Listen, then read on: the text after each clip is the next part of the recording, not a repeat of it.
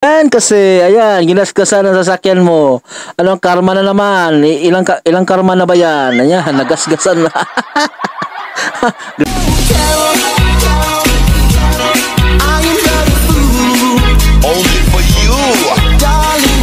Yo, what's up YouTube? Ayun, magandang gabi po sa inyo dyan. Kumusta yung mga kababayan natin sa ibang bansa, mga OFW natin. Kumusta po kayo dyan? Ayun.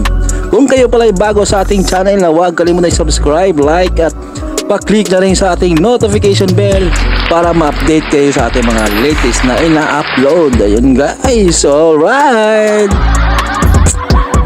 Ang video na to hatid natin kay Ders TV. Ayun, pakibisita ang kanyang channel. Ilagay ko lang po sa description para mabisita niyo ang kanyang channel. Ayun na, showbiz po tayo. Buboy tayo ulit.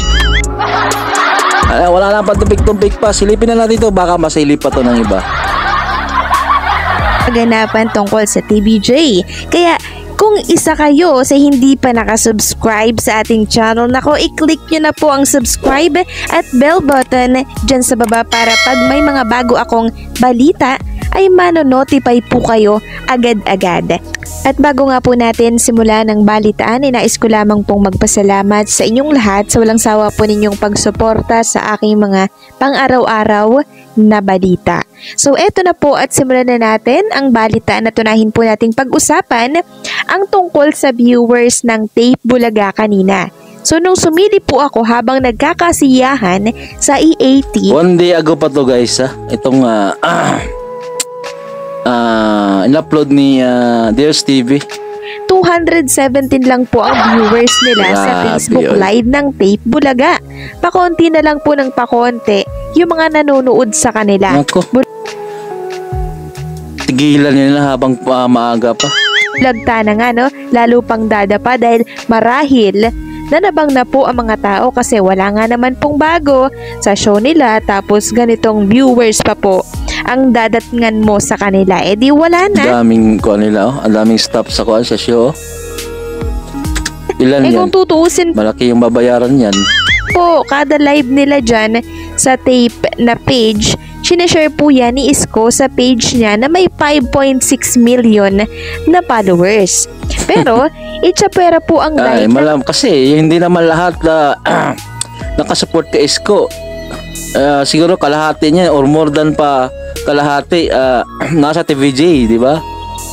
Tape ng mga supporters ni Isko. Totoo nga na kahit anong pagtaas mo, kahit anong gawin mong pagtaas isang tao o bagay, correct, o showman yan, pag walang interest yung mga tao, wala pong mangyayari sa show mo. Hindi naman lahat followers mo ay solid sa'yo. Kahit naman kaninong mga page or sino ba yan, hindi lahat solid sa'yo. Meron din iba silang mga pina-follow. Dapat yung mga tao ang tatakbo papunta po sa inyo. Pero ang nangyayari, palayo po, patakbo, no? Palayo na tumatakbo sa kanilang show. Para bang ang lagay ay ilag na ilag po sila sa Tape Bulaga. Hindi naman kasi natin masisisi yung mga tao kung una pa lang kung una pa lang, 'di ba? Kabutihan na po yung pinakita po nila sa mga taong yan. Di sana marami po nilang support. Daming karma ni Buboy. Daming nangyayari sa buhay ni Buboy ngayon ba?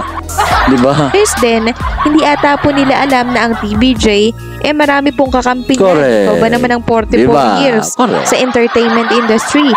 Nagkamali sila ng kinalaban talaga, no? Ano pa? Kasi ang TVJ buong bansa kamping niya. Isama pa po ang mga nasa ibang bansa. Correct. Di wala na, no? Finish na. At since 217 ang viewers ng Tape, ano naman kaya yung total viewers ng EAT? So, total of 130k po. Combine na po yan sa TVJ YouTube at sa TV. Lupit, no? Pero pinaghalo nila to. Combine na lahat. 40k sa TVJ. Sa TV5, 90k. 5 Philippines. Oh. Sa TV5 Sulit. Philippines, meron pong 90k viewers lang naman ang TVJ, ano? So, ang 80 pala. At ang TVJ YouTube kahit doon lang sa isang channel, doon na sa TVJ, channel naman po, meron 40k viewers. Total of 130 130k viewers. Imagine, ganyan araw-araw yung mga nanonood sa kanila plus yung sa Facebook ba. No, nasabihin na lang natin Yes. 9.4k. Pero alam ko tumaas pa po yan kanina. Eh di total of 139k na. Taob na taob talaga yung tape dito sa mga viewers pa lang po ng TVJ Online kada araw, ano?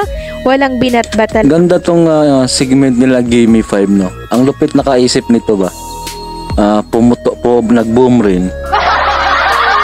Oo, totoo, Tapos diba? anong claim po nila? Sila daw yung number 1 noon time show. Abay, matindi din, ano? Hayaan natin silang managinip. Hayaan na lang sila sa feelings nila, ay. Kung anong gusto nilang ibunyag. No? Hayaan natin sila na managinip. Hanggang panaginip lang sila, Des. May ads pa si Des. Panaginip na lang sila mag-ambisyon. Yung gusto po nila. Basta tayo, alam po natin yung katotohanan. Ni E80 po talaga yung Grabe yung ads. Umaapaw na naman. Ito po sa ating bansa. At oo nga po pala, correction lang po pala sa TV ads kanina. Hindi ko na kasi tinototal yung mga yung post sa Twitter, ano? Dito lang po ako babase sa binabasa ko na post nila. Sa FB page pala to na kinukuha ni TV ads, total TV ads ng TVJ. So ang nakalagay po dyan ay 95. Hindi pala, kundi 100 TV ads pala ang E80 kanina. Nakakuha pala sila ng 100 ads kanina. So dapat pala talaga compute yun, no? Dapat din ang nagbabasa tiba lagi araw-araw tiba ang TV5 nasulat. 80. So sorry po, no, 100 TV ads ang E80 kanina. So grabe nga yun. Kung tutuusin, hanggang gap 3 lang sila, di ba? 100 agad yung nakuha. Paano kaya kung hanggang alas 3 sila, di ba? Kaya pala sila po ay kinapos sa oras kasi mamputok-putok yung TV ads nila. Lalo na po dyan sa gap 3 na merong 42 TV ads, ano? Samantalang puntahan naman natin ang issue kay Buboy Villar. Ayan, si Buboy Villar. Po ba, simula nang tinanggap niya ang pagiging host ng Tape Bulaga, marami na po ang bashers niya. Dami na lang nangyayari sa buhay niya. Kawawa ka Lalo na nung boy. nangyari yung tungkol po sa trabahador sa parisan niya na napili sa Tape Bulaga, pero hindi inamin ni Buboy na kilala niya pala. Oy. No? Kaya ang inalaman po ng marami, ang tawag dito, may daya yung laro at unfair sa mga pumila sa labas dahil may pinipili. Diba? Diyan ang simulang dumami. May nakakilala siguro, di ba?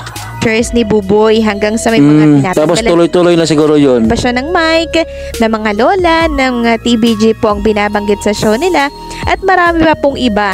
Hanggang sa dumami yung bashers nitong si Buboy. Siguro napuno na po yung mga tao sa ginagawa niya. Kaya ang ginawa Makakaya kaya niyan ganyan si Buboy sa buhay niya, no?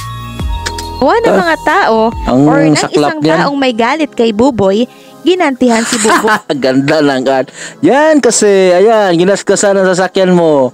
Anong karma na naman? Ilang karma na ba yan? Ayan, nagasgasan na. Buboy Villar, ganda ng art. Boy nang matindi. Kasi nitong nakaraan, 'di ba? Nag-post po si Buboy sa kanyang Facebook ng picture ng isang sasakyan. 'Di ba? Tapos may gasgas. Kinapsyonan niya po ito ng maganda daw yung art. Siguro nga sa kanya ito kasi nung nakaraan, 'di ba? Tuwang-tuwa po si Buboy niyan na nakabili siya ng sasakyan. Parang Fortuner nga ata 'yon. Baka nga ito yung bago niyang sasakyan. Bili ka na naman bago or ipa-repaint mo yan tapos gas tapos wala nang gulong ulit. Kasi hindi naman yan ipopost kung hindi po yan sa kanya, di ba? Correct, ano ba yung pakialam niya dyan kung hindi yan sa kanya? So dito pa lang masasabi natin na sukdulan na po talaga ang pagkapuno ng mga tao sa kanya kaya nagawa yan sa sasakyan nitong si Buboy. Kung kanya man nga Ako, saklap mo Buboy Villar. Sige, tuloy mo pa dyan sa Tape Bulaga. May iba pa, madagdagan pa rin yan. Hindi lang yan ang mangyayari sa gamit mo. Sasakyan pa yan. Sunod, ano kaya? No? So, tinuturing ng ilan na karma ito kung tutuusin. Pero si Yorme wala, si Isko. Namatay ng kasalanan po si Buboy dito. Yun nga lang, kung pagiging host lang talaga yung ginagawa niya, 'di ba? Sa ngalan po ng work. Hindi ka ba nakarealize, Buboy Bilar? Sinyalis na yan na tigilan, umalis ka na. Kaso nyo, may mga binabasto siyang tao na Correct. ayaw po ng marami, lalo na't matatanda pa naman po yung ginagawa niya po ng hindi maganda, kaya siguro napuno na din po. No, yung gumawa niyan sa Siguro ka pinsan siguro ni Lola yun or kadugo. Binalatan si Buboy. Si Buboy. So kung makikita nyo nga po, Yung tinanggalan niya ng mic. picture maigi. Ang laki po ng gasgas. Ang Mahal-mahal rin yan pag-repent. haba po ng gasgas, ano? So ang ang lalim po ng gasgas. Kung tutuusin nga naman, pwede niya yang ibalik, ano? Kasi meron pa yang kasama pa yan sa insurance. Ng sasakyan. So pwede pa yan, bago pa yan, pwede niya pa yang ibalik doon. Yun nga lang, medyo hindi ko alam kung magagawan pa ng parang. Oo, magawa na. Repent lang yan. Malaki lang gasto siguro yan. Ang lalim po talaga oh. Tingnan nyo yung maigi. So talagang dito pa lang makikita Kuhaan po siguro yan. Bakal yan ba? natin na talagang galit. Galit na galit yung gumawa nito kay Grabe, Buboy. 10,000 7 winners. Kayo na. Kaya kulilat pa rin. No? Sa sasakyan po binaling yung pagkainis niya dito kay Buboy. Pero matapos ng pangyayari niyan, ano, yung gas issue sa sasakyan ni Buboy, bumirada na naman pala itong si Buboy, ano, at pinag-uusapan yan ngayon sa lahat ng social media. Ito yung last upload ko. May binitawan siyang salita sa again sa TVJ. Yung piliin daw maging better kesa bitter. So ayan na naman, gumawa na naman po siya Kung ng napanood kayo sa last sa upload ko, ito yung topic natin tungkol sa banat niya sa TVJ. ingay na siyang imbierna naman po ng mga galit sa kanya. So pag ganito na marami na palang nagagalit sa kanya, Tumigil na. Habang maaga pa. tikom niya na lang yung bunganga niya. Hindi pwede there. Tumigil na siya, alis sa kuan. Day kasi lalo niya pang ginagatungan, 'di ba? Sa halip na tumahimik na lang siya kasi sukdulan na yung galit sa kanya ng mga tao. Eto, at ginagatungan pa niya.